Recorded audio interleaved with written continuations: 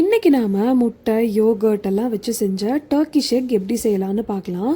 இது ப்ரெட்டுக்கு பெஸ்ட்டு காம்போவாக இருக்கும்.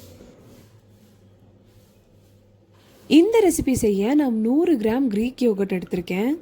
அப்புறம் ஒரு 3 பல் பூண்டை கிரேட் பண்ணி சேர்த்துருக்கேன். அப்புறம் 1 ஸ்பூன் உப்பு சேர்த்துருக்கேன்.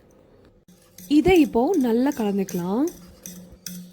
அடுத்து போச்ட் எக் செய்ய நான் ஒரு பாத்திரத்தில் தண்ணி எடுத்து தேவையான அளவு உப்பு போட்டு கொஞ்சம் வினிகரும் ஆட் பண்ணியிருக்கேன்.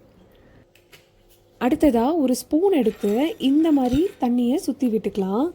அப்புறம் இந்த தண்ணியில் முட்டையை உடச்சி ஊற்றலாம்.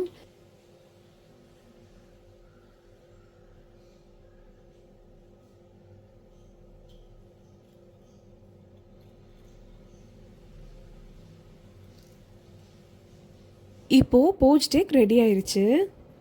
அடுத்ததாக ஒரு பேனில் எண்ணெய் அப்புறம் பட்டரை சேர்த்து 1 spoon chilli flakes, 1 spoon chilli powder, 1 spoon salt சேர்த்து இது லைட்டாக ஹீட் ஆனதும் ஸ்டவ் ஆஃப் பண்ணிடலாம்.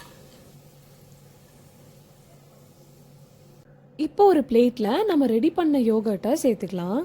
அப்புறம் இதில் நம்ம போச் பண்ண எக்கை சேர்த்துக்கலாம். அப்புறம் நம்ம ரெடி பண்ண ஸ்பைசி ஆயிலையும் இதில் சேர்த்துக்கலாம்.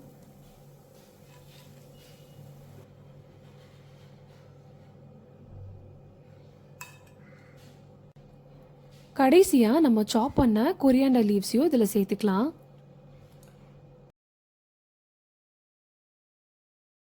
இப்போது நம்ம டர்க்கிஷ் எக் ரெடி ஆயிருச்சு.